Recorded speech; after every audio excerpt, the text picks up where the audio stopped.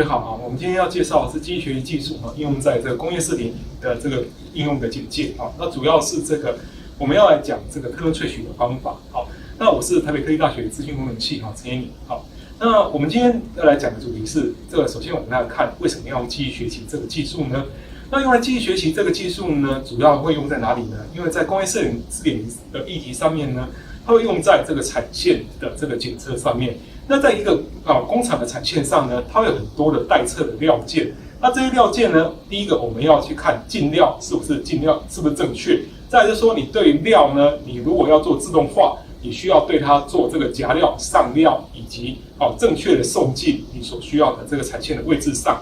也就是说，这个时候你需要用机器学技术来辨识说，你的这个物体，你要夹取的物体是什么？那你的物体的这个是不是是良好的？它的品质是不是能够接受的？以及最后产出的结果呢，是不是能够符合品质的规划？那就说呢，我们为了要解决这个问题，我们要发展这个机器学习的技术。那机器学习本身呢，会由这个特征萃取跟这个分类器两件事情来构成。那对于特征萃取这件事情就是我们今天上课所要讲的主题。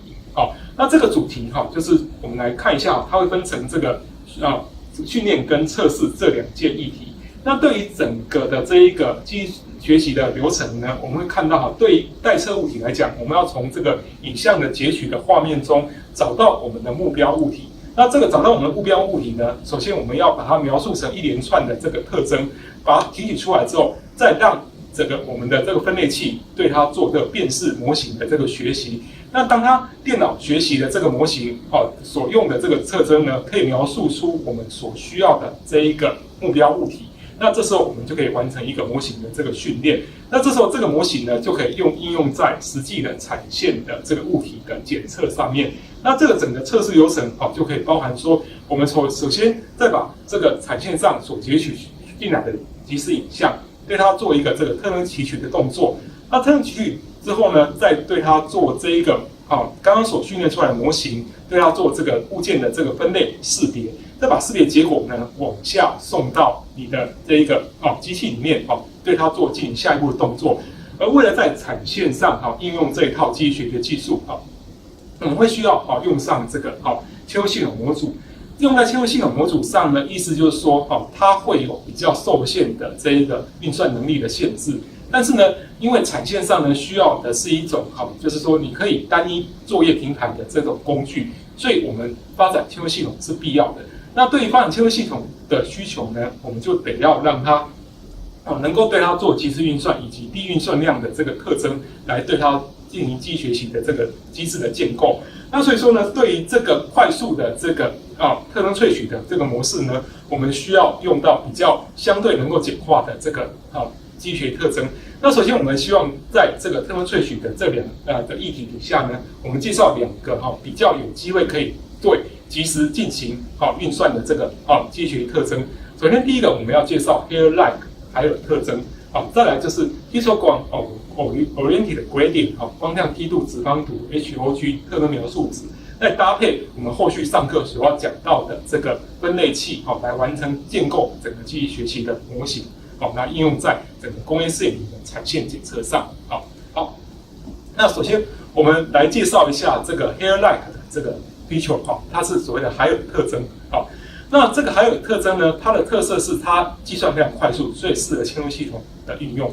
再来呢，它可以用来做这个相对规则的物体辨识的所有影像特征。再来就是说，它对于矩形的特征特别的好用。比如说它的基本原理呢，就是计算一个矩形的像素的差值来构成这个特征描述值。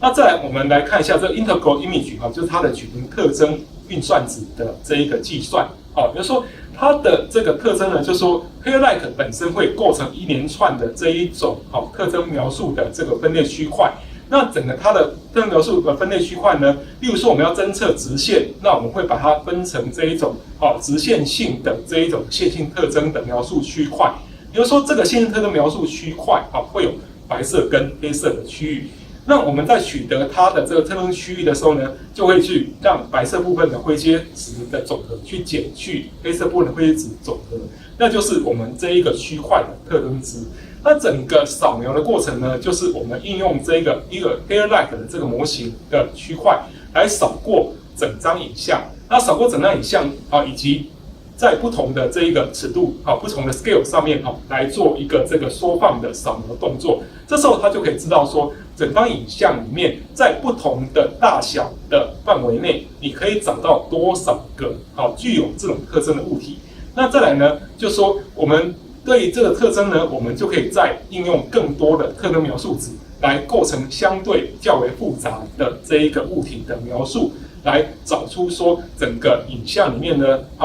大概有几个我们希望能够找到的这一种规则形状特征。由于 Hairlight 呢本身是设计对于规则形状较适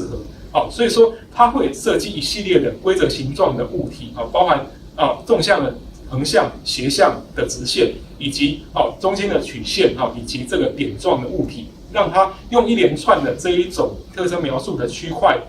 来构成描述一个物体的这个主要的特征，再搭配分类器去辨识我们所需要侦测的物体位置。好，那接下来我们来介绍一下下一个特征，叫做 histogram of gradient， 这就是这个梯度直方图向量。好，对于这个特征描述值呢，它主要也是用在这个传统的这一个电脑视觉跟影像处理的检测特征描述值。那它的特色呢是善于描述这一个物体的轮廓，也就是说呢，它比较能够描述复杂形状。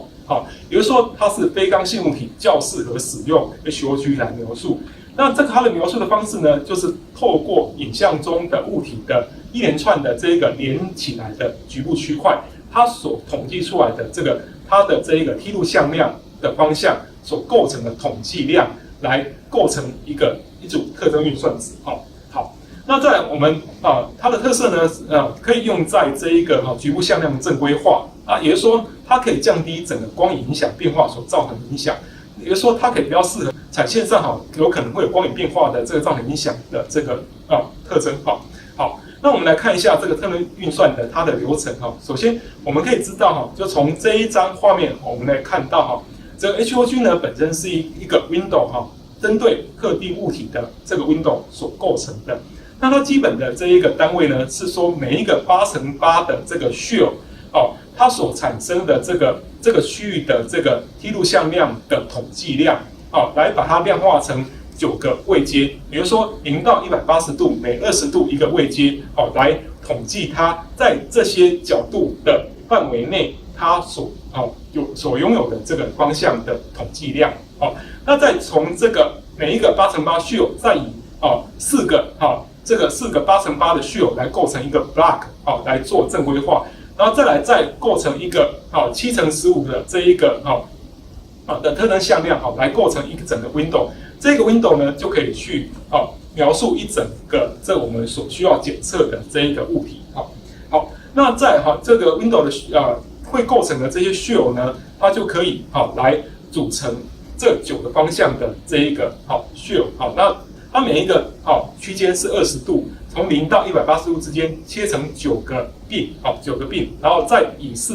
每4个shell来组成一个 block。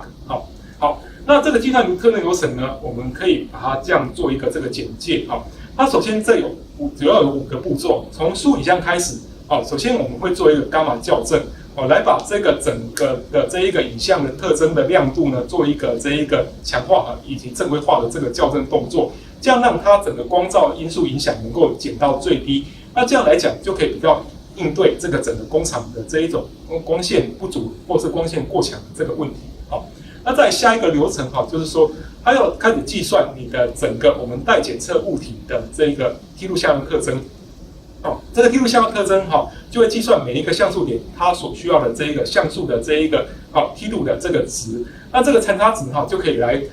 换算成说它有一个这个角度跟强度。那我们可以换算说这一个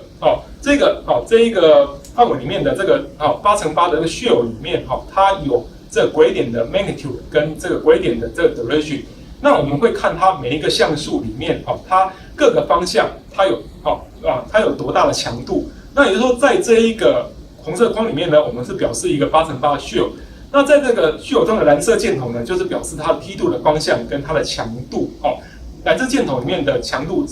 越长，表示它的在这个方向的强度越强。那再来就是说，我们再把这一个强度特征呢，再把它映射到一个这个矩阵里面比如说以这个0到